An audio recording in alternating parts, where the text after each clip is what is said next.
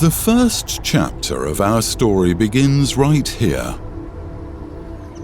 A location where things are monotonous and nothing unnecessary exists.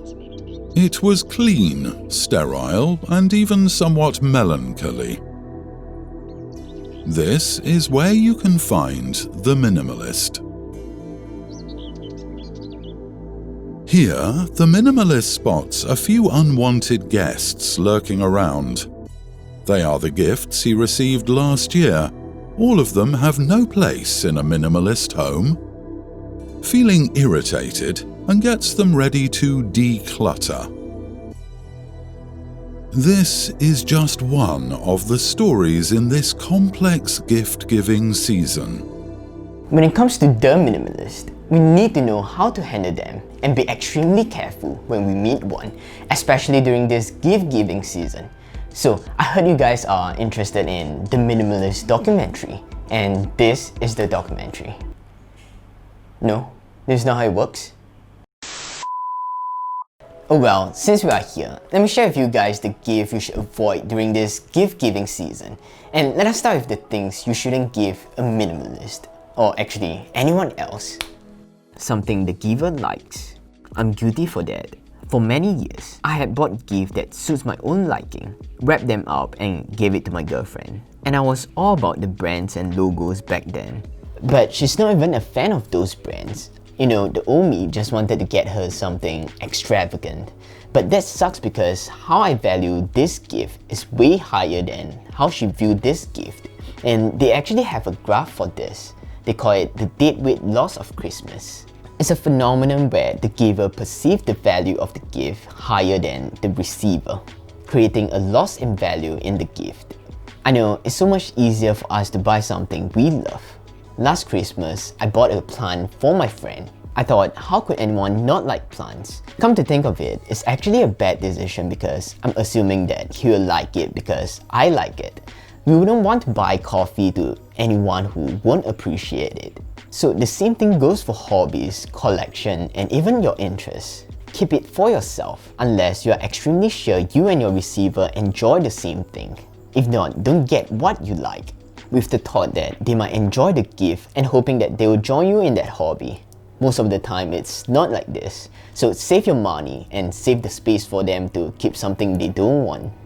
Pets. I think pets shouldn't be a gift.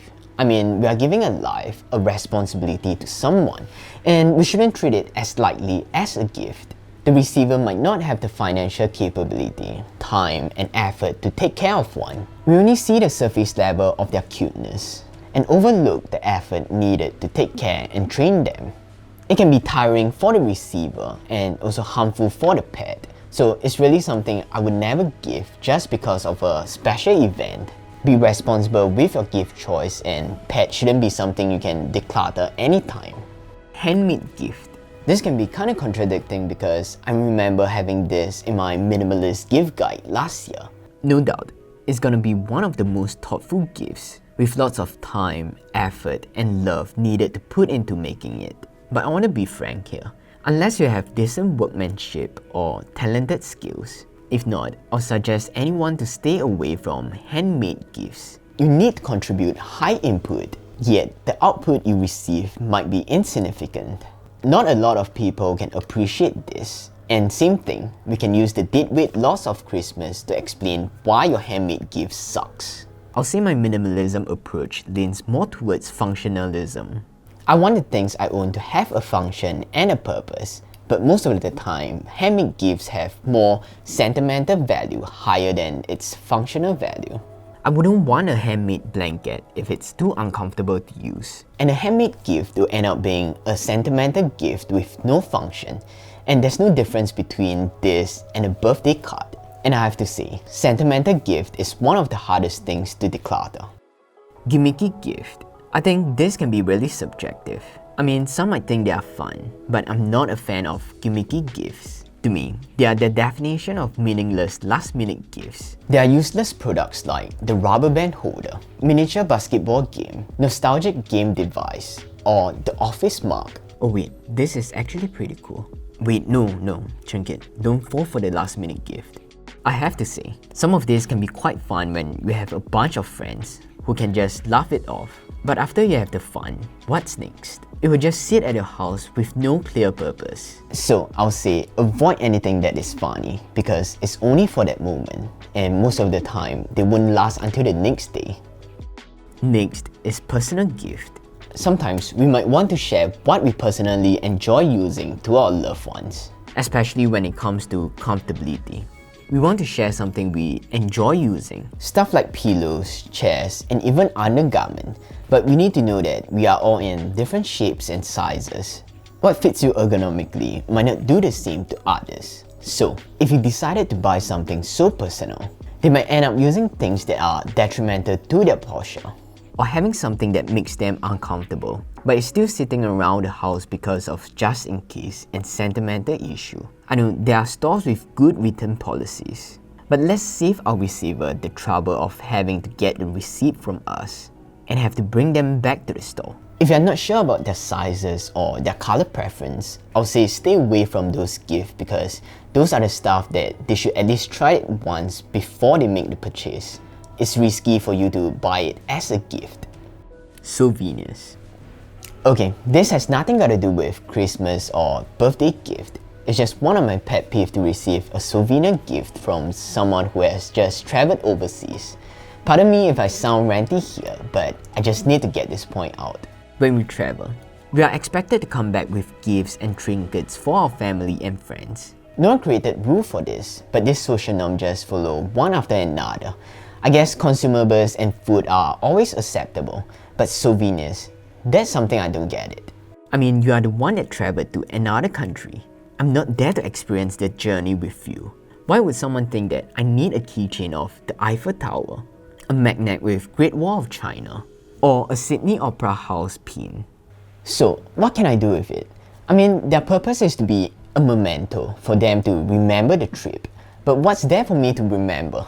But don't get me wrong, I'm not against the concept of souvenirs. But I'm against the concept of receiving souvenirs which I never personally experienced with the traveler. I do appreciate the thoughts and effort, but most of the time, these souvenirs are bought in bulk and distributed to anyone who knows that they traveled, just so the traveler don't owe us something after the trip. Instead of buying for the sake of buying, or rather the traveler spend it on themselves or something they enjoy during this trip, and not worry about what gift to buy for people at home. Lastly, anything. No, it's not a joke. I don't mean one shouldn't give something, but don't give for the sake of giving.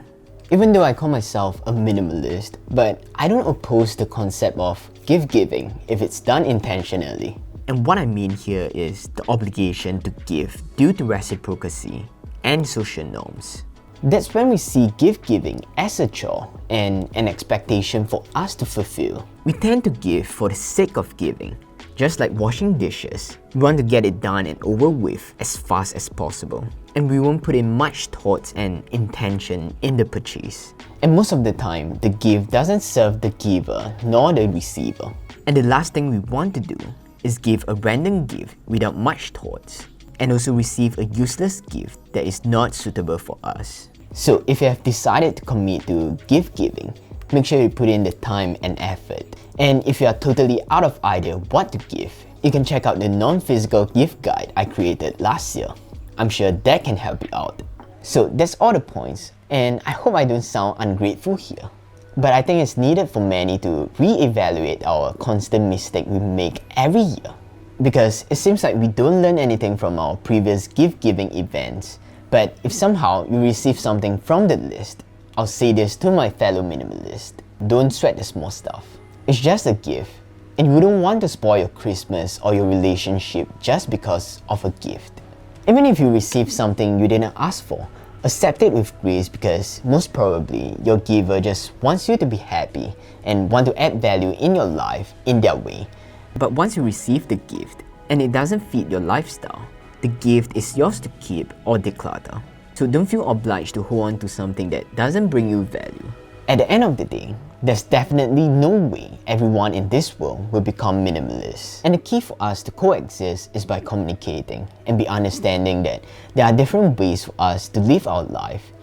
even though you might want to have a minimalist Christmas, but that doesn't mean you should expect everyone to go your way.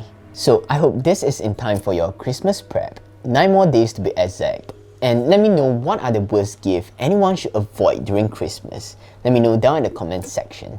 If you enjoyed watching this, a click on the like button will help a lot with this channel.